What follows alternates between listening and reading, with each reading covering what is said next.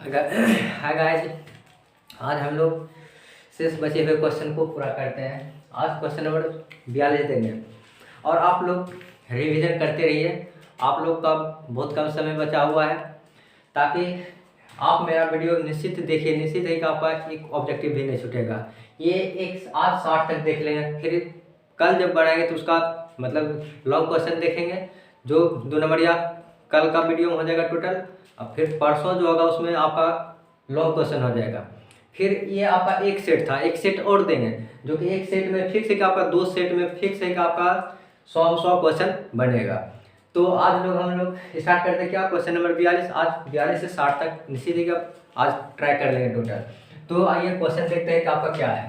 तो कहता है एक सरल रेखा बिंदु इतना से गुजरती है और इसके दिक् अनुपात 3, -1 और 2 है, तो इस रेखा का समीकरण ज्ञात करना है। कह रहा है कि रेखा का समीकरण ज्ञात कीजिए जो बिंदु 2, 1, -3 से गुजरती है और उस रेखा का अनुपात दे दिया क्या, 3, -1 और 2 है। तो कह रहा है कि इस रेखा का समीकरण ज्ञात कीजिए। तो आपको याद होना चाहिए कि कोई एक रेखा है, कोई एक रेखा जो कि एक बिंदु से पास करता है और उसका दिक् अनुपात दिया है, तो उस रेखा का समीकरण क्या होता है आप याद रख लीजिएगा। फॉर्मूला क्या, उस रेखा का समीकरण ज्ञात कीजिए जो एक बिंदु से पास करता होगा और उस रेखा का दिक् अनुपात दिया है। फार्मूला क्या है, आप फार्मूला याद कर लीजिएगा क्या, x - x1 बटे कितना आता है a बराबर y - y1 बटे कितना होता है b बराबर z - z1 बटे क्या होता है c।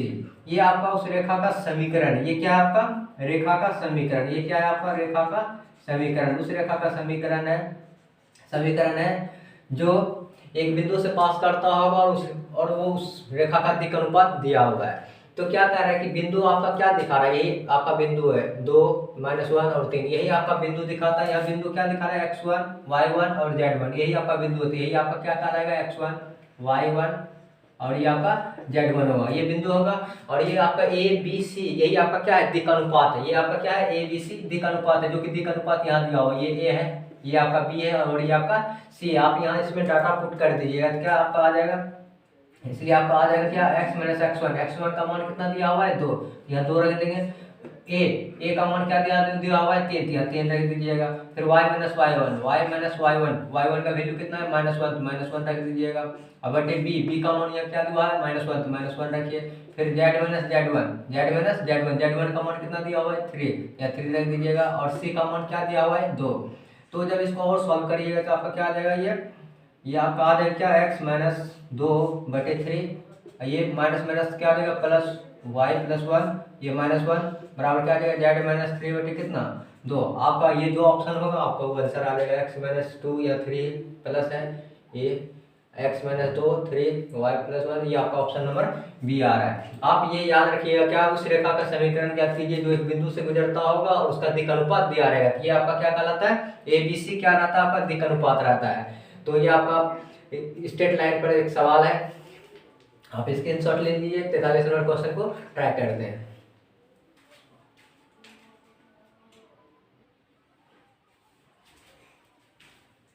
आइए हम लोग 43 नंबर क्वेश्चन को ट्राई करते हैं।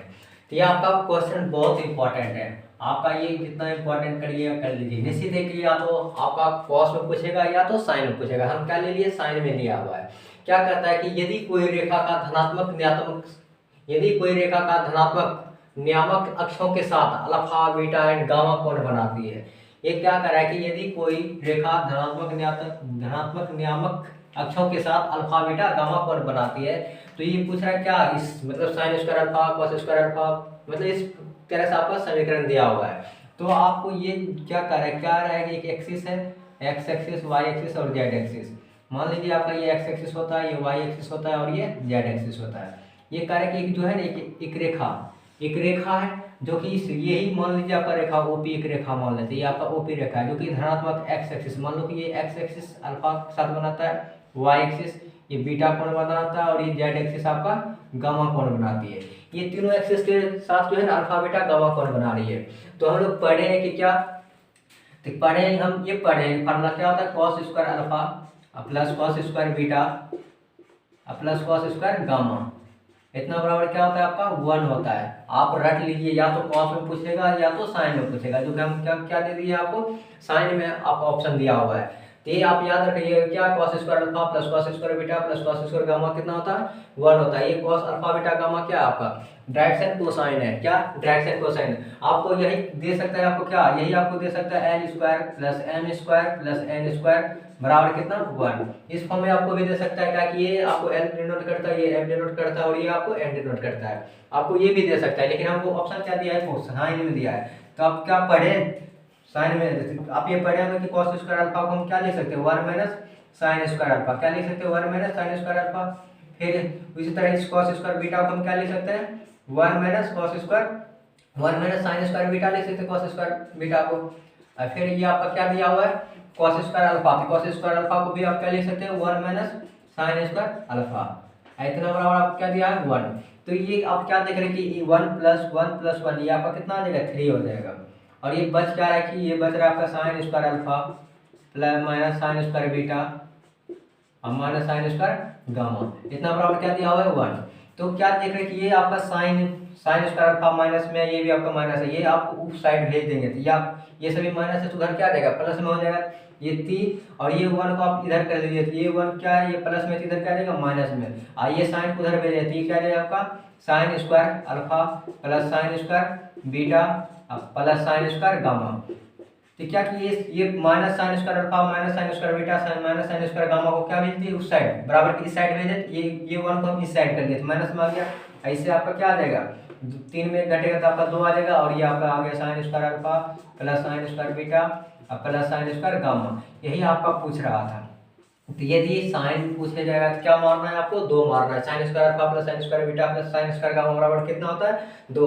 अगर कॉस में पूछता तो कितना आता है उसका 1 आता है। तो ये आपका sine square alpha plus sine square beta plus sine square gamma बराबर कितना 2, जो कि ऑप्शन नंबर आपका सी। या एल में पूछा जाएगा L square plus M square plus N square बराबर कितना होता है 1। तो ये आपका या तो कॉस या तो साइन में आपका निश्चित एक क्वेश्चन आएगा। तो आप स्क्रीनशॉट ले लीजिए और रिवीजन करते रहिएगा।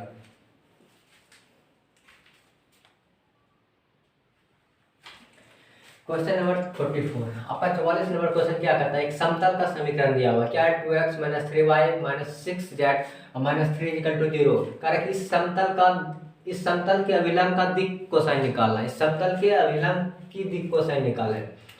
तो क्या करें कि आपका एक समतल का समीकरण दिया हुआ है कितना है 2x minus 3y minus 6z, ये 3 को उधर भेज देंगे क्या देगा आपका प्लस 3, ये माइनस 7 उधर भेज देंगे क्या देगा आपका प्लस 3। ये समतल का आपका इक्वेशन दिया हुआ है। तो ये आप याद रखिएगा क्या आपका, जैसे मान लो कि आपका होता है समतल का समीकरण, मान लेते हैं जनरल में क्या होता है ax plus by plus cz equal to कितना होता है d। ये आपका समतल का क्या है समीकरण, ये क्या है समतल का समीकरण, ये समतल का आपका समीकरण है। समतल का क्या है समीकरण, आप याद कर लीजिए हमेशा जब भी आपको इस फॉर्म में समीकरण दिया रहेगा तो आप हमेशा इसी से कंपेयर करिएगा। क्या एकदम सुन लीजिए, क्या आपका यदि समतल का समीकरण इस फॉर्म में हो तो आपको क्या करना है इसी से तुलना करना है। जहाँ यहाँ जो है जहाँ इसमें क्या है जहाँ आप क्या बोल सकते हैं ए बी सी, ये आप सभी का क्या कहलाएगा दिक् अनुपात कहलाता है। क्या ए बी सी यहाँ क्या कहलाता है दिक् अनुपात कहलाता है, दिक् अनुपात कहलाता है। और ये डी आपका क्या है दूरी है, डी क्या कहलाता है दूरी।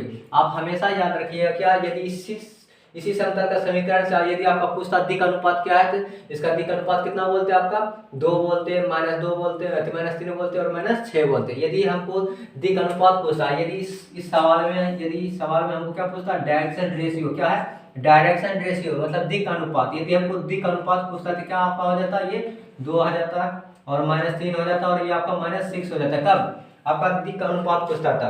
लेकिन हमसे क्या पूछा है दिक् कोसाइन मतलब डायरेक्शन रेशियो पूछा है, डायरेक्शन कोसाइन पूछा है। हमको क्या पूछा है डायरेक्शन कोसाइन मतलब दिक् कोसाइन, डायरेक्शन कोसाइन पूछा है मतलब दिक् अनुपात पूछा है। दिक् अनुपात हम लोग कैसे निकालते हैं याद करिए, दिक् अनुपात हम लोग क्या करते हैं, जो हमको ये दिक् अनुपात दिया है इसी दिक् अनुपात को क्या करते हैं √100 से भाग लगा देते हैं। क्या करते हैं इसी के दिक् अनुपात को हम क्या करते हैं कि √100 से क्या करते हैं भाग लगाते हैं। क्या करते हैं √100 से, कैसे मान लो कि आपका ये 2 है तो 2 का स्क्वायर और प्लस -3 का स्क्वायर और प्लस -6 का स्क्वायर, ये क्या करते हैं रूट के अंदर से हम लोग भाग लगाते हैं। दिक् अनुपात जब पता चल जाएगा तो इसी में क्या करते हैं ये आपका ए बी सी है तो क्या करते हैं यही आप इसी के रूट अंडर से क्या करते हैं, रूट अंडर का स्क्वायर सम करके क्या करते हैं, भाग लगाते हैं। ये आपका 2 बटे आ जाएगा, फिर -3 बटे क्या आ जाएगा, यही इसी तरह फिर रूट अंडर कितना आ जाएगा, सेम है जिसने आ जाएगा, क्या आ जाएगा आपका होगा रूट अंडर 2 का स्क्वायर और -3 का स्क्वायर और +6 का स्क्वायर।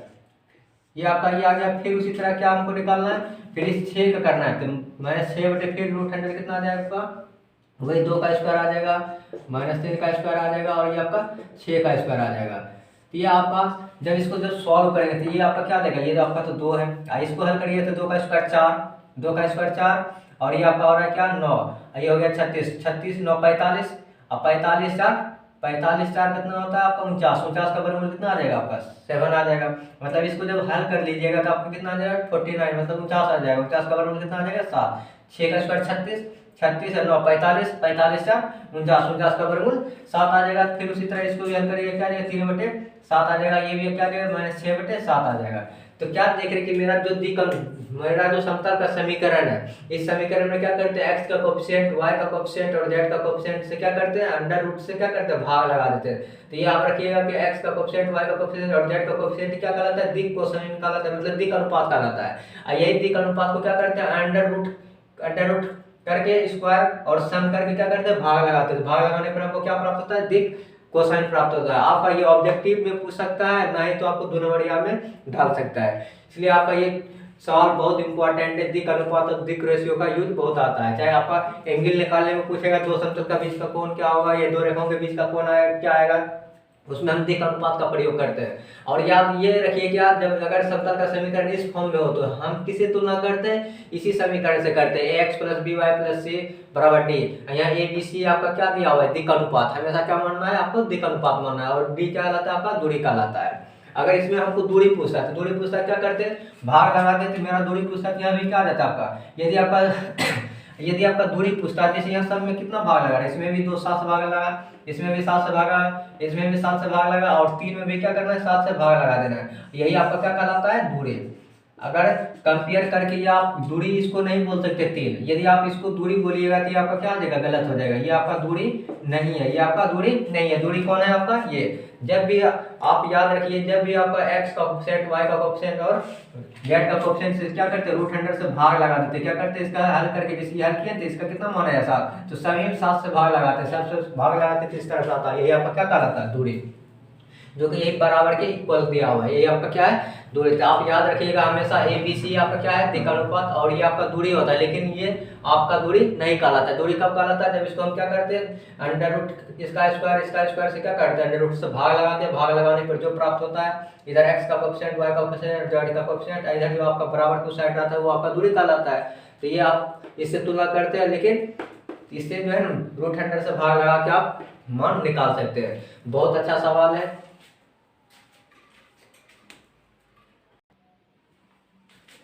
ये 45 नंबर क्वेश्चन बहुत इंपॉर्टेंट है आपका, बहुत इंपॉर्टेंट ये चैप्टर का, मतलब ये वीडियो आपके लिए बहुत वेरी वेरी इंपॉर्टेंट है। क्या कहता है, एक बिंदु दिया है और बिंदु से इस तल का दूरी पूछता है। कहता है एक तल है, एक क्या है आपका तल दिया हुआ है, कह रहा है एक तल है, इस तल का इस बिंदु से आपका यहाँ से दूरी निकालना है। यही आपका दूरी निकालना है, जो कि ये बिंदु आपको दिया हुआ है क्या, 2 -3 और -1 दिया हुआ, यही आपका दूरी है। और ये आपका तल का समीकरण कितना है, 2x - 3y + 6z + 7 = 0। ये आपका तल का समीकरण दिया है और ये आपका यहाँ से यहाँ तक बिंदु का दूरी पूछ रहा है, ये दूरी कितना आएगा। तो आप हमेशा याद रखिए क्या, दूरी बराबर फॉर्मूला क्या होता है, क्या होता है, a × x1 + b × y1 + c × z1 + d, अब बटे क्या, रूट अंडर a का स्क्वायर + b का स्क्वायर + c का स्क्वायर। यही आपका फार्मूला है दूरी। कौन सा फार्मूला है आपका, एक तल होगा, उस तल का इस यहाँ से एक बिंदु होगा, जो मान लीजिए आपका ये बिंदु कहलाता है, ये बिंदु आपका दिया हुआ है, इस दोनों के बीच का दूरी पूछ रहा है, तल का समीकरण दिया हुआ है। यही आपका क्या कहलाता है, ए कहलाता है, ये आपका क्या कहलाता है, बी कहलाता है, और ये आपका क्या कहलाता है, सी, और ये आपका क्या है, डी। इसी का मान यहाँ जब रखेंगे तो ये क्या आ जाएगा आपका, ए का मान कितना दिया है, मतलब यही आपका समीकरण, ए का मान 2 है। x1 क्या कहलाता है आपका बिंदु, यही आपका क्या कहलाएगा, x1 कहलाएगा, ये y1 कहलाएगा और ये आपका z1 कहलाएगा। x1 का मान कितना दिया हुआ है, 2, तो यहाँ x1 का मान कितना रख देंगे, x1 का मान यहाँ 2 रखे, फिर प्लस b का मान कितना दिया हुआ है, -3, तो -3 × y1 का आपका वैल्यू कितना है, -3 है तो -3 रख सकते हैं, फिर ये आपका सी का मान कितना दिया हुआ है आपका 6, इंटू Z1 का मान कितना दिया हुआ है -1, यहाँ -1 रखे, और लास्ट में आपका डी का मान कितना है 7। अब बटे ये आप मॉड से घेर दीजिए, मॉड इसलिए लगाते हैं कि दूरी कभी निगेटिव नहीं होता है, इसलिए इसका भी यहाँ ए का मान कितना दिया हुआ है 2, तो 2 का स्क्वायर, और आपका बी का मान कितना दिया है -3 का स्क्वायर, और आपका सी का मान कितना दिया है 6 का स्क्वायर। तो ये जब आपको हल करिएगा तो ये क्या आ जाएगा आपका, हल कर लीजिए, ये आपका दे रहा है क्या 2 गुना 2 4, क्या रहा है 2 गुना 2 4, और ये माइनस माइनस प्लस 3 तिया 9 आ जाएगा, और ये माइनस प्लस माइनस आपका 6 का 6 आ जाएगा, और ये प्लस 7, ये मॉड में है बटे, इसको जब हल करिए क्या देगा 6 का स्क्वायर 36, ये 3 तिया 9, और ये आपका 4, 9 4 45, 945, 45 4 49 का वर्गमूल कितना आ जाएगा आपका 7 आ जाएगा। जब इसको सॉल्व करिएगा कितना आ जाएगा आपका, ये आपका 4 है, कितना है आपका 4 है। जब इसको हल करिएगा 9 4 13, 13 में 6 घटा कितना बचेगा, 13 में 6 बचेगा 7, 7 प्लस 7 कितना आ जाएगा 14, और 14 बटे कितना 7, जब इसको हल करिएगा 7 दूना 14, आपका 2 आ रहा है, तो आपका ऑप्शन कौन सा आ रहा है सी। ये आपका इंपॉर्टेंट ये फार्मूला याद रख लीजिएगा, मतलब जो आपका समीकरण है उसी समीकरण में ये बिंदु क्या करते हैं पुट करते हैं, एक तरह से वही है आपका क्या है ना, तो ये आपका क्या कहलाता है, ये ए कहलाता है, और ये 3 आपका बी कहलाएगा, और ये आपका सी कहलाएगा, और यहाँ एक्स क्या रख दिया x1, मतलब इसी बिंदु को यहाँ क्या करता है पुट करता है। तो ये आपका इंपॉर्टेंट सवाल है, ऑब्जेक्टिव में आपको पूछ सकते हैं, स्क्रीनशॉट ले लीजिए। तो क्वेश्चन नंबर 46 बहुत इंपॉर्टेंट है आपका, कम से कम या तो ऑब्जेक्टिव में ना तो आपको 2 नंबरिया में फिक्स डालेगा, या तो ऑब्जेक्टिव ना तो 2 नंबरिया में फिक्स ही क्या आएगा, कहता है 2 समतल का समीकरण दिया है, दोनों समतल के बीच का कोण पूछ रहा है, तो 2 समतल का समीकरण के बीच का कोण का आपको फार्मूला याद होना चाहिए। कोण बीच का कोण क्या होता है, फार्मूला cos थीटा बराबर क्या होता है n1 इंटू n2 अब बटे क्या है इसी का जस्ट मैग्नीट्यूड, n1 का मैग्नीट्यूड और n2 का मैग्नीट्यूड। तो ये आपका फार्मूला है, ये आपका फार्मूला, ये आपका क्या कहलाता है नॉर्मल, जो कि अभिलंब सदिश कहलाता है n1, और ये n2। n1 पहले हम निकाल लेते हैं, n1 क्या होता है आपका, n1 हम लोग कहाँ से निकालते थे, n1 का मान आपका ये कहलाएगा पहला समतल का समीकरण, और ये दूसरा समतल का समीकरण, ये पहला समतल का समीकरण n1 क्या होता है आपका, n1 इस तरह से मान दे क्या, x का कोएफिशिएंट कितना दिया हुआ है 2, तो ये आप 2 ले लीजिएगा, इसमें क्या लगाना है x के लिए क्या लगाते हैं i लगाते हैं, फिर आपका क्या है माइनस लेना है, कितना आपका y का कोएफिशिएंट है 1, तो ये क्या आ जाएगा आपका 1 इंटू y का कोएफिशिएंट क्या लगाते हैं j लगाते हैं, ये z का क्या है यहाँ 1 है, तो 1 यहाँ आ जाएगा 1, इंटू कितना आपका k, ये n1 निकला, फिर n2 निकाल लेते थे, n2 आपका क्या आ जाएगा, n2 इस समीकरण से आएगा, दूसरा समतल का समीकरण x का कोएफिशिएंट कुछ नहीं कितना है 1 ले ले सकते हैं, 1 इंटू आई, फिर आपका क्या है प्लस यहाँ y का आगे भी कुछ नहीं कितना होगा आपका 1 इंटू कितना आ जाएगा जे, फिर यहाँ क्या है z का भी आपका 2 आएगा, 2 इंटू कितना आ जाएगा आपका k, n1 और n2 इससे n1 आ गया और इससे n2 आ गया, यही आपका n1 और n2। आप जब यहाँ n1 और n2 का मान रखिएगा क्या आ जाएगा, मान लीजिए कि मान रखते हैं, n1 का मान कितना है आपका 2i minus 1j plus 1k, ये डॉट, फिर n2 का मान क्या है 1i 1j प्लस 2k, अब बटे क्या, ये दोनों का मैग्नीट्यूड क्या है इसी तरह से 2i माइनस 1j और 1k, यहाँ भी आपका मैग्नीट्यूड आ जाएगा इसका क्या 1i 1j और 2k, ये आप क्या करते इसका मैग्नीट्यूड ले लिए। तो इसको जब सॉल्व करते हैं याद रखिए जब डॉट प्रोडक्ट होता है तो आई को आई के साथ गुना करते हैं, क्या होता है 2 गुना 1 आपका 2 आ जाएगा, और आई डॉट आई क्या देता है आपका 1 दे देता है, इसलिए डॉट प्रोडक्ट में हमेशा आई को आई के साथ गुना करते हैं। फिर जब जे को जे के साथ गुना करें तो प्लस माइनस माइनस, 1 गुना 1 कितना आ जाएगा 1 आ जाएगा, फिर ये प्लस गुना प्लस आ जाएगा, तो ये क्या आ जाएगा 1 गुना 2 कितना आ जाएगा आपका 2 आ जाएगा। फिर जब इसको सॉल्व करिए तो इसका मतलब क्या था √100 कितना 2 का स्क्वायर, और ये -1 का स्क्वायर, और ये आपका 1 का स्क्वायर आ जाएगा।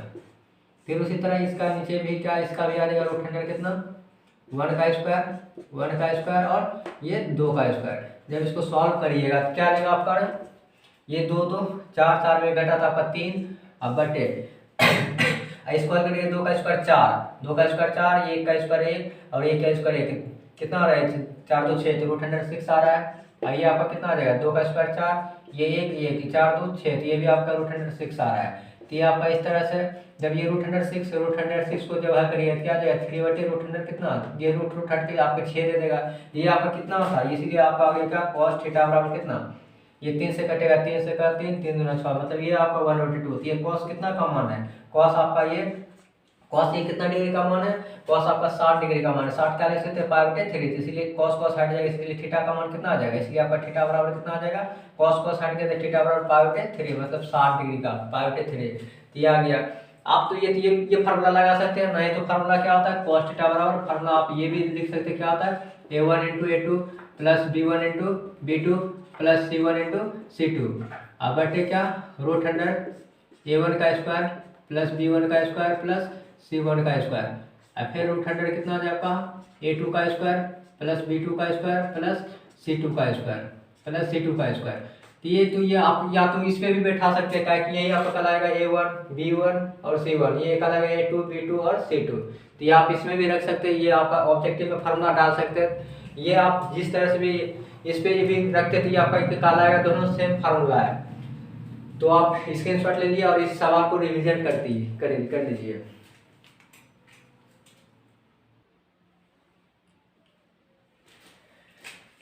क्वेश्चन नंबर 47, तो क्या कहता है, यदि ए और बी दो स्वतंत्र घटना है, क्या बोल रहा है कि ए और बी दो स्वतंत्र घटना है, तो probability of A intersection B, क्या कहता है किसका निकालना है, probability of A intersection B. आप याद रख लीजिए क्या, यदि दो घटनाएं क्या हो स्वतंत्र घटना है, क्या जब दोनों घटना क्या कहला है स्वतंत्र घटना, जब दो घटनाएं स्वतंत्र घटना होती है तो उसका इसका फार्मूला डायरेक्ट होता है क्या, प्रोबेबिलिटी ऑफ कितना, ये P A probability of A into probability of B. यही याद रखिए आपका थ्योरम है, एक तरह से क्या बोलते हैं, जब दो घटनाएं स्वतंत्र हो, घटना ए और बी क्या दोनों स्वतंत्र हो, तो उसका क्या होता है probability of A intersection B बराबर क्या आता है, probability of A into probability of B. ये आप याद कर लीजिएगा। फिर दूसरा क्या कहता है कि यदि प्रोबेबिलिटी ऑफ ए आपका दिया है 3/8, प्रोबेबिलिटी ऑफ बी आपको क्या दिया 1/3, और probability of A intersection B आपका दिया 1/4, तो ज्ञात करना क्या प्रोबेबिलिटी ऑफ ए नहीं एंड इंटरसेक्शन बी नहीं का मान। तो आपका ये 3 डाटा दिया है, आप यहाँ ऑप्शन भी देख सकते हैं, किसी प्रोबेबिलिटी का मान 1 से अधिक नहीं होता है, किसी भी प्रोबेबिलिटी का मान क्या होता है 1 से अधिक नहीं होता। तो ये आप क्या देख रहे हैं कि ये प्रोबेबिलिटी क्या है 1 से अधिक आ रहा है, ये भी आपका 1 से अधिक देख रहा है, ये भी आपका 1 से अधिक, सीधे क्या देख रहे हैं कि ये तीनों ऑप्शन आपका क्या हो रहा है कट रहा है।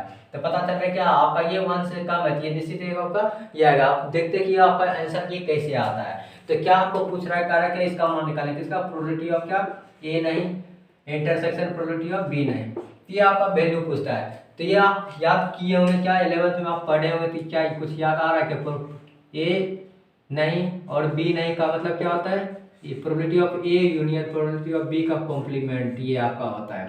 ये आप याद रखिएगा। या आपको पूछ सकता है क्या प्रोबेबिलिटी ऑफ ए नहीं यूनियन प्रोबेबिलिटी ऑफ बी का मतलब हम क्या लिख सकते हैं, probability of A intersection B का कॉम्प्लीमेंट, आप ये भी कर सकते हैं। दोनों आप याद रखिए, कुछ भी पूछ सकते हैं। तो क्या कर रहा है प्रोबेबिलिटी ऑफ ए नहीं इंटरसेक्शन प्रोबेबिलिटी ऑफ बी नहीं, तो इसका मतलब हम ये लिख सकते हैं। तो इसको लिखने का मतलब क्या हो रहा है कि आपका आप लिख सकते हैं क्या प्रोबेबिलिटी ऑफ कितना, उसको उस फॉर्म में ये आपका इस फॉर्म में लिख सकते हैं, probability of A union B का कॉम्प्लीमेंट। ये लिखने का मतलब आपका क्या पता चलता है कि ये आपका कॉम्प्लीमेंट है, तो इसको हम लिख सकते हैं क्या, ये आपको डिनोट करता है नहीं डिनोट करता है, तो इसको हम क्या बोल सकते हैं, यदि हमसे पूछा जाए क्या प्रोबेबिलिटी ऑफ, मान लो हमको जानते हैं probability of A plus probability of A नहीं का मतलब कितना आपका मान देता है 1 का देता है। इसी तरह हम क्या कर सकते हैं, तो इसका प्रोबेबिलिटी हम क्या निकाल सकते हैं, इसका मतलब हमको अगर ये निकालना है ये मान, तो क्या बोल सकते हैं प्रोबेबिलिटी ऑफ ए बराबर क्या लिख सकते हैं 1 माइनस कितना पी ए नहीं, ये हम कर सकते हैं। इसी तरह इसी तरह यहाँ हम क्या कर सकते हैं, तो ये इसका हम क्या लिख सकते हैं 1 माइनस कितना आप लिख सकते हैं प्रोबेबिलिटी ऑफ क्या ए यूनियन बी, ये हम कर सकते हैं। क्या है कि यदि हमको ये आपको मान लो कि हमको ये अगर निकालना है, तो हम क्या लिख सकते थे प्रोबेबिलिटी ऑफ ए नहीं का मतलब क्या 1 माइनस क्या प्रोबेबिलिटी ऑफ ए, तो ये हम कर सकते हैं। उसी तरह से हमको ए नहीं चाहिए, तो इसका मतलब ये चाहिए। और ये आप याद रखिए क्या इसका ये फार्मूला क्या probability of A union B का फार्मूला क्या होता है, probability of A plus probability of क्या बी माइनस प्रोबेबिलिटी ऑफ क्या ए इंटरसेक्शन बी। ये आपका है। आप यह सब सिर्फ सबका डाटा दिया हुआ है, प्रोबेबिलिटी ऑफ ए का मान दिया है, प्रोबेबिलिटी ऑफ बी का मान दिया है, probability of A intersection B का मान दे दिया। आप यहाँ से आपका मान रख दो, आपका निकल जाएगा मान। ये वो प्रोबेबिलिटी ऑफ ए का मान कितना है 3/8, प्रोबेबिलिटी ऑफ बी का मान कितना दिया हुआ है 1/3 प्लस माइनस प्रोबेबिलिटी ऑफ 1/4 इसका मान दे दिया है।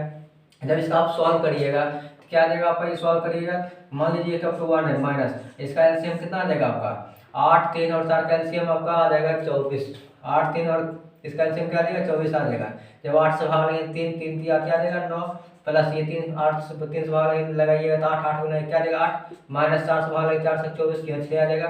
तो ये जब आपको सॉल्व करिएगा क्या आ जाएगा, ये 1 और माइनस 9, 8, 17, 17 में 6 घटेगा कितना बचेगा, 17 में 6 में गया तो बचेगा 11 बटे कितना 24। जब इसको लघुत्तम लीजिएगा कितना आ जाएगा 24, ये 24 माइनस कितना 1, तो आपका घट के कितना हो रहा है 13 बटे 24। कितना हो रहा है 13 बटे 24, आपका जो ऑप्शन नंबर सी दिख रहा है। तो इसका आप मतलब ये समझिए कि प्रोबेबिलिटी ऑफ ए नहीं इंटरसेक्शन बी नहीं, तो इसका मतलब अगर ऐसा है तो हम ये फार्मूला लिख दिया, आप ये याद रखिएगा। ये आपका 11th का पार्ट था इसलिए ऐसा था, तो ऐसे ही लिखे। ये नहीं को डिनोट करता है तो इसका मतलब क्या कॉम्प्लीमेंट 1 में घटा देना इसका।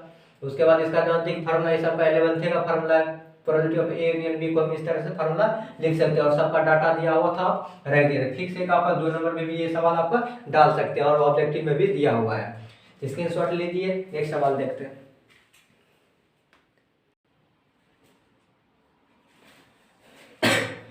उनचास नंबर क्वेश्चन और 50 नंबर क्वेश्चन आपका क्या कार्य है कि बहुत इंपॉर्टेंट है, आपको जब भी पूछेगा डायरेक्ट आपको ये दे सकते हैं फार्मूला है ये सब।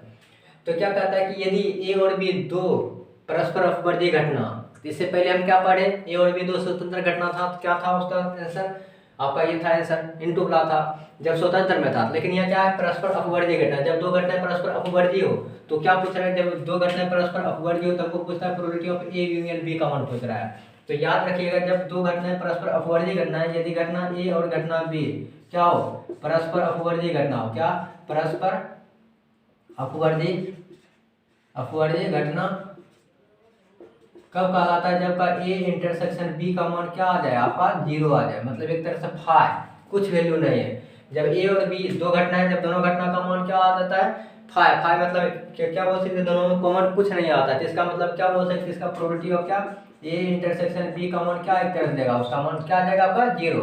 अगर ये 0 आता है तो हम लोग को क्या पूछा गया, ये पूछा है। तो इसका जानते हैं कि फार्मूला क्या होता है आपका probability of A union B. Probability of A union B का मतलब क्या होता है probability of A plus probability of B minus probability of क्या ए इंटरसेक्शन बी। तो ये आपका क्या क्या बोले, जब दो घटना ए और बी क्या परस्पर अपवर्ती घटना होता है क्या होता है प्रोबेबिलिटी ऑफ ए मतलब घटना ए और घटना बी का कॉमन कुछ नहीं आता है, मतलब क्या फाइव बोले तो उसमें कोई भी एक एलिमेंट नहीं आता है, मतलब क्या आता है 0। तो इसका प्रायिकता आपका क्या दे देगा 0 देगा, क्योंकि ये दोनों में कोई कॉमन नहीं है। तो क्या इसका फॉर्मूला पड़े कि probability of A union B का क्या था probability of A plus probability of B minus probability of A intersection B. जब आप इसका मान 0 ले लीजिएगा तो क्या आपका आ जाएगा probability of A plus probability of क्या बी माइनस ये आपका क्या देगा 0। तो क्या देख रहे कि मेरा आंसर क्या आ रहा है probability of A plus probability of B, आपका ऑप्शन नंबर क्या आ रहा है ए। आप याद रखिएगा क्या ये दो घटनाएं परस्पर अपवर्ती घटना होता है तो क्या आता है उसका मान probability of A plus probability of B बराबर कितना आपका ये probability of A intersection B, याद रखिएगा। तो नेक्स्ट सवाल आपका क्या दिया हुआ है 50 में बोलता है क्या प्रोबेबिलिटी ऑफ ए का मान 3/8, प्रोबेबिलिटी ऑफ बी का मान 5/8 और probability of A union B का मान 3/4 दिया है। तो आपको मान निकालना है क्या probability of A vertical line B, इसको क्या बोलते हैं probability of B vertical line A आपका इसका मान पूछ रहा है।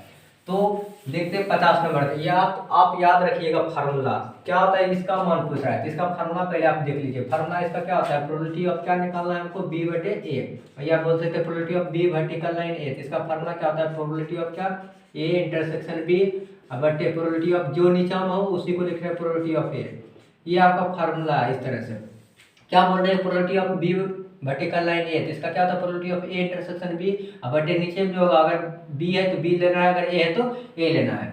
तो ये आपका निकालना है। तो पता चल रहा है कि हमको ये आपका दिया प्रोबेबिलिटी ऑफ ए का मान तो मालूम है लेकिन इसका probability of A intersection B का मान नहीं है, हमको यूनियन का मान मालूम है। इंटरसेक्शन का पहले मान निकालना है तो यूनियन का हमको मान दिया है क्योंकि हमको पता है क्या probability of A union B का मान कितना दिया हुआ है 3/4 और इसका मालूम है कि फार्मूला क्या होता है प्रोबेबिलिटी ऑफ क्या ए प्लस प्रोबेबिलिटी ऑफ क्या B plus minus probability of क्या ए इंटरसेक्शन बी। ऐसे नंबर क्या दिया है आपका 3/4। तो आपको ये निकालना है ये आपका मान डाटा दिया है कितना 3/8 है, ये आपका मान बी का कितना मान दिया 5/8 है और ये आपको निकालना है probability of A intersection B बराबर क्या 3/4। जब ये दोनों आपका माइनस है इसको उधर करिएगा और इसको इधर करिएगा क्या देगा आपका 3/8 प्लस 5/8 ये प्लस में तो इधर क्या आ जाएगा आपका -3/4, ये माइनस से 2 साइड जाएगा क्या आ जाएगा प्लस आ जाएगा, probability of A intersection B.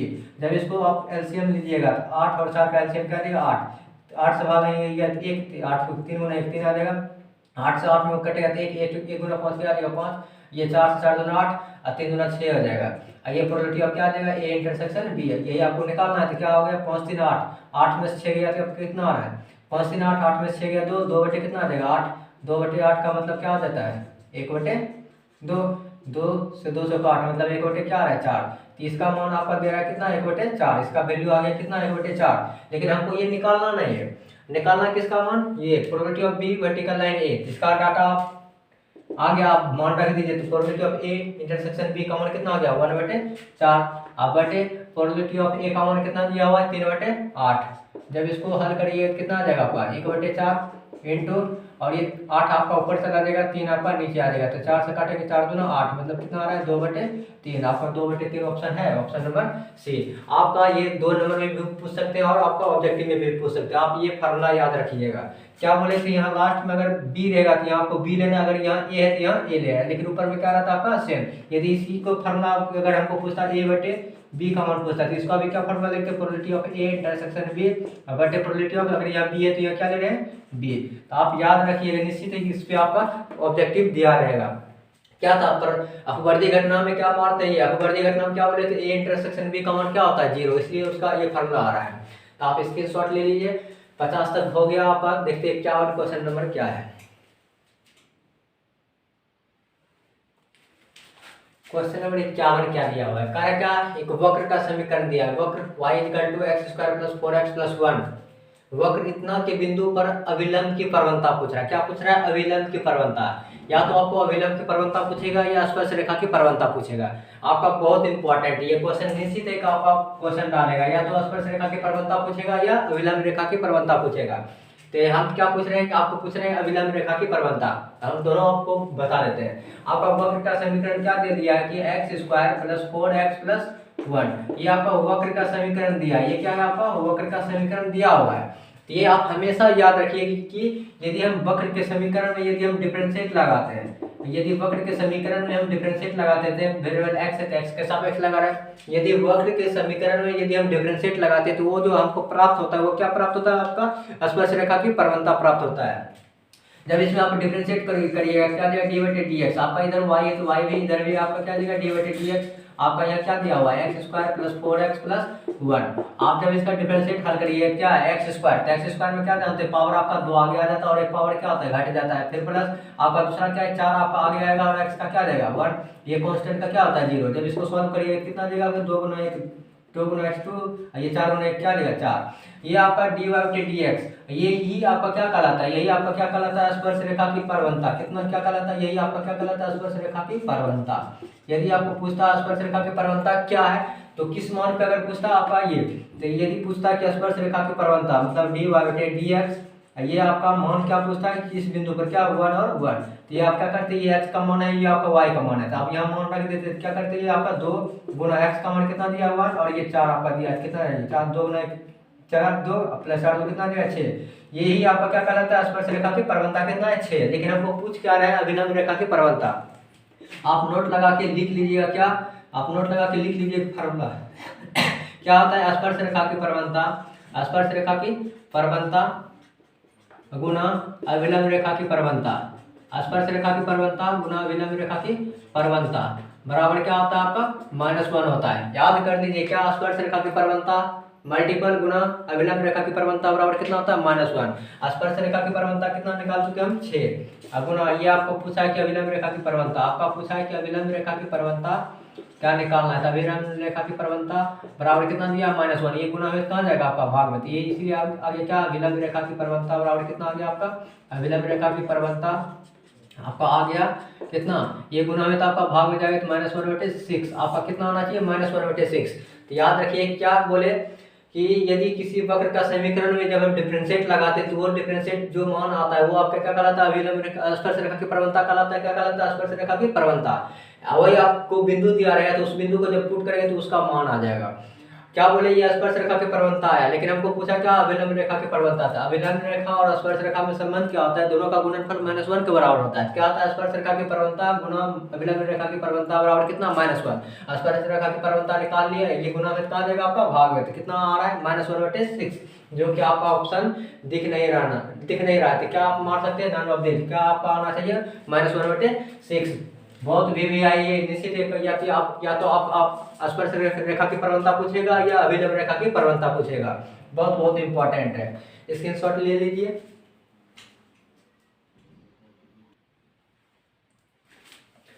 Question number 52 क्या है आपका, क्वेश्चन नंबर 52 में क्या कहता है, कह रहा क्या, y अक्ष की दिक को जाए होता है, y अक्ष की दिक को जाए, आपका निश्चित है कि x अक्ष की दिक को जाए पूछ सकता है, या y अक्ष की दिक को जाए पूछ सकता है, या z अक्ष की दिक को जाए पूछ सकता है। जैसे हम क्या दे दिए, आपको y अक्ष का पूछ रहा है, तो y अक्ष का दिक को जाए, तो ये आपका क्या कहलाता है, y अक्ष के जो भी पूछेगा तो आपको जानते हैं कि आपका x y और z, ये x एक्सिस y एक्सिस और z एक्सिस, जिसका पूछेगा उसका मान 1 हो जाएगा। जैसे अगर y का पूछा तो y का क्या आ जाएगा 1, और बाकी का क्या आ जाएगा 0 0।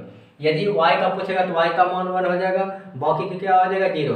यदि आपका क्या, मान लीजिए क्या, यदि आपका पूछ रहा है क्या, x का क्या देगा, यदि x का दिक को पूछेगा तो क्या देगा, x का 1, बाकी का क्या देगा 0 0।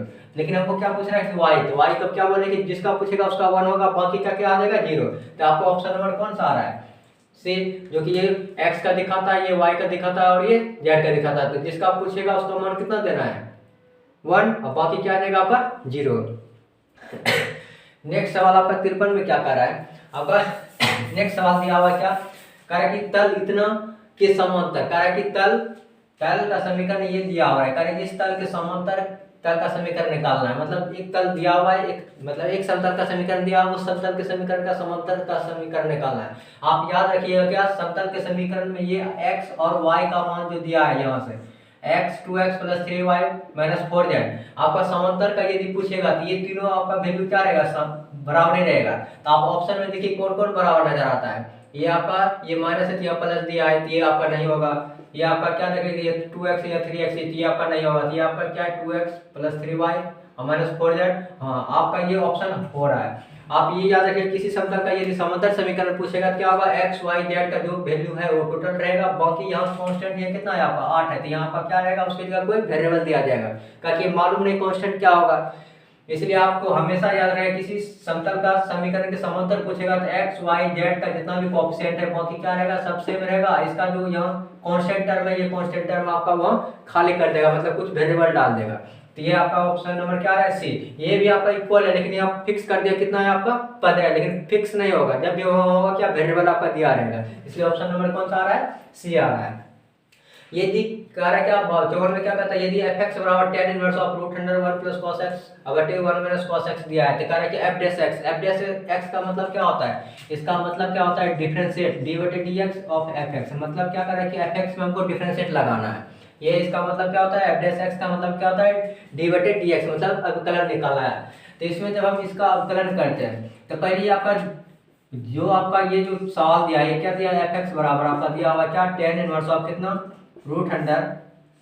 तो ये आपको फार्मूला याद होना चाहिए, क्या आपको एक फार्मूला याद होना चाहिए, क्या 1 + cos ऑफ 2 थीटा बराबर क्या आता है, 2 cos square theta, 2 cos square theta. आगे क्या आता है, 1 - cos ऑफ 2 थीटा बराबर क्या आता है, 2 sin स्क्वायर ऑफ थीटा। आप फार्मूला ये दोनों को याद कर लीजिए, क्या आपका ये फार्मूला भाई एग्जाम तक आपको छोड़ेगा नहीं। तो क्या बोल रहा है कि 1 + cos थीटा, यहाँ क्या दे रहे हैं, 2 थीटा है, तो उसका आधा हो रहा है, मतलब 1 + cos 2 थीटा बराबर क्या आता है, 2 cos स्क्वायर थीटा। यह क्या है, 1 + cos x है, तो इसको हम क्या लिख सकते हैं इस फार्मूला के अनुसार से, 2 × cos स्क्वायर ऑफ, यह 2 थीटा है, 2 थीटा का आधा क्या हो गया, थीटा तो यह x है, तो x का आधा क्या आ जाएगा, x/2 हो जाएगा। उसी तरह से यहाँ 1 - cos 2 थीटा का फार्मूला क्या है, 2 sin स्क्वायर ऑफ थीटा। तो इसके क्या फार्मूला लिख सकते हैं, 1 - cos 2 थीटा का फार्मूला क्या आ जाएगा, 2 × sin स्क्वायर ऑफ क्या, x/2 लिख सकते हैं। तो ये आपका 2 क्या होगा, कट जाएगा। तो क्या देंगे, यहाँ sin cos स्क्वायर बटे sin स्क्वायर, तो क्या होता है cot स्क्वायर, cot यहाँ से बाहर आ जाएगा, tan इनवर्स ऑफ क्या, ये आपका रूट से क्या देगा बाहर, cos बटे sin क्या देता है, cot देता है। ये स्क्वायर था, ये रूट हटा, इसलिए स्क्वायर क्या हो गया, हट गया। तो यहाँ से क्या देख रही है, आपका cot आ रहा है, क्या आ रहा है, cos बटे sin cot देता है, तो cot x/2 आ रहा है। लेकिन हम लोग क्या पढ़ेंगे, त्रिकोणमिति में पढ़ेंगे tan inverse of tan x, tan inverse of tan x बराबर क्या होता है x। तो यहाँ लेकिन क्या है, tan इनवर्स अंदर में क्या है आपका कॉट है, इस कॉट को आपको टेन में बताना है, बाहर में यदि टेन है तो अंदर में भी क्या होना चाहिए टेन।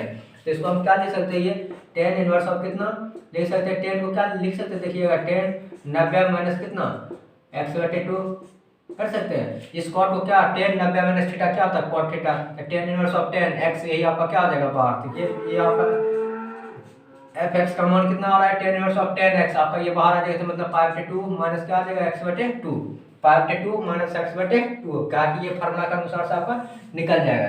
तो लेकिन हमको क्या ये क्या गया आपका fx का मान आ गया कितना 5/2 माइनस x/2। इसमें जब आप डिफरेंशिएट लगाइएगा, differentiate with respect to x, x के सापेक्ष जब आप कलन करिएगा तो ये क्या देगा d/dx, यहाँ f ऑफ x, इधर भी क्या देगा आपका d/dx, इधर आपका क्या दिया हुआ है 5/2 मतलब 90 डिग्री, और ये आपका क्या x/2 दिया हुआ है। तो 5/2 90 क्या एक संख्या का क्या होता है डिफरेंशिएशन 0 होता है, और माइनस ये आपका क्या है x/2, तो x/2 को हम क्या लिख सकते हैं, x/2 का मतलब क्या होता है 1/2 इंटू कितना x, x/2 को क्या लिख सकते हैं 1/2 गुना कितना x, तो 1/2 आपका क्या है कांस्टेंट, 1/2 बाहर आ जाएगा और x का क्या आ जाता है 1, तो ये आपका वैल्यू कितना आ रहा है -1/2, तो ये किसका वैल्यू आ रहा है f'(x), इसी को हम क्या बोलते थे, ये आपका कहलाता है f'(x) कहलाता है। तो f'(x) का वैल्यू कितना आ रहा है आपका -1/2 आ रहा है, तो ऑप्शन नंबर ये आ रहा है। तो ये आपका 54 नंबर क्वेश्चन था, स्क्रीनशॉट लीजिए, आगे सवाल देखते हैं।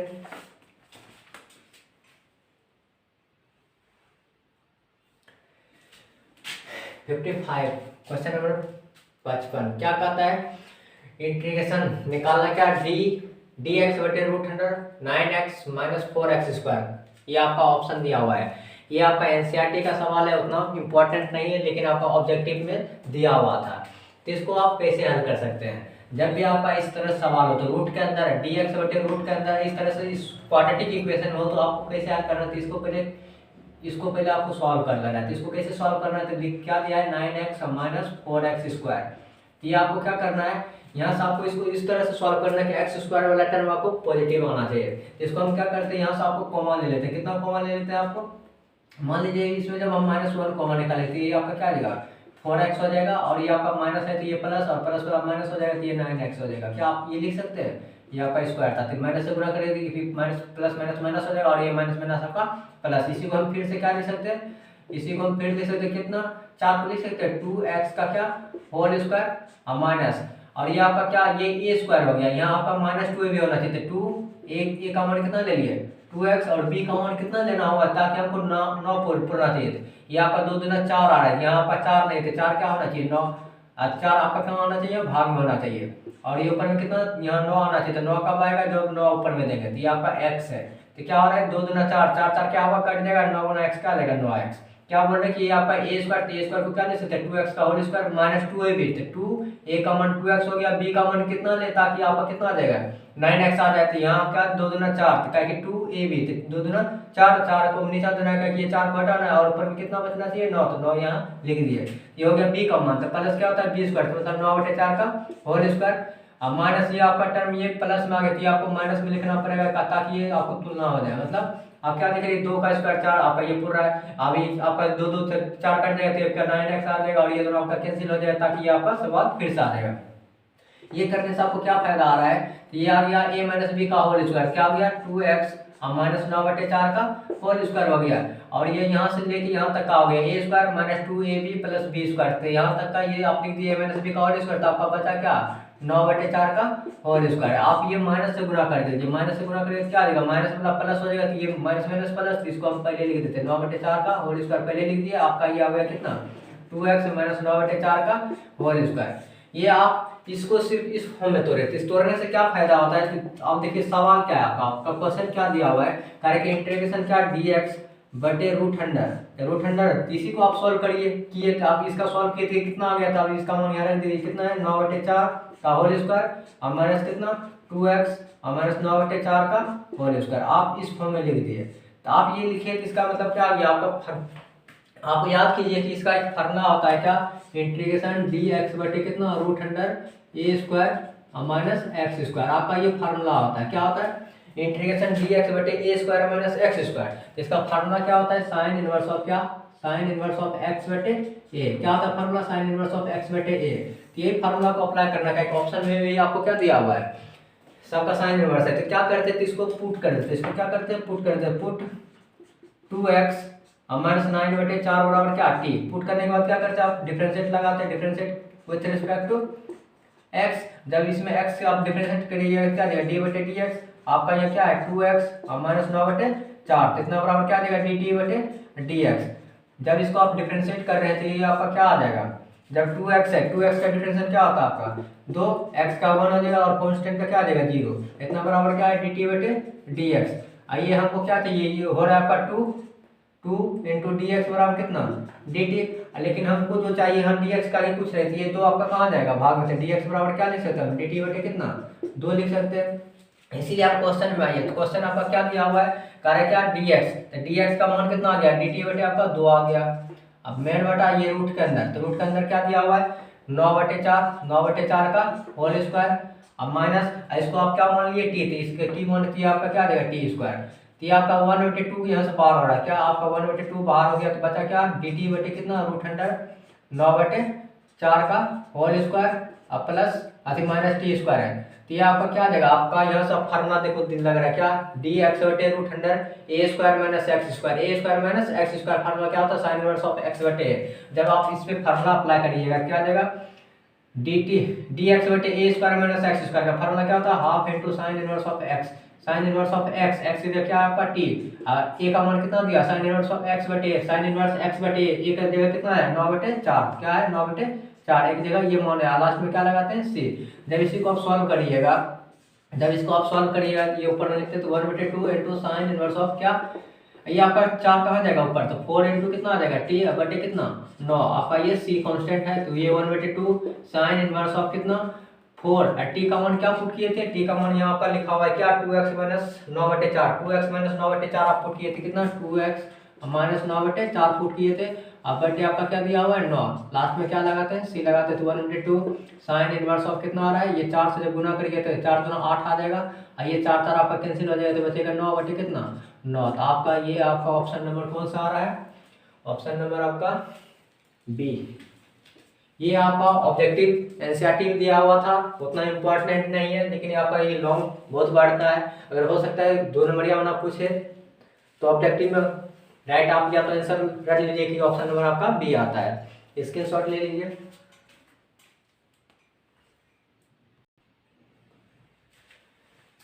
आज हम लोग इतने तक रहने देते हैं, क्वेश्चन नंबर 55 तक देखें, 5 सवाल और बचा है, उसके बाद कल 5 बनाने के बाद आपका लॉन्ग सवाल स्टार्ट कर देंगे जो कि 2 नंबर का जो पूछा जाएगा।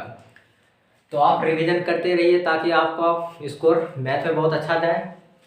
आप रिवीजन करिए, निश्चित एक आपका एक भी सवाल नहीं बचेगा, निश्चित एक आपका टाइप बाय टाइप निश्चित एक आपका सवाल लड़ेगा।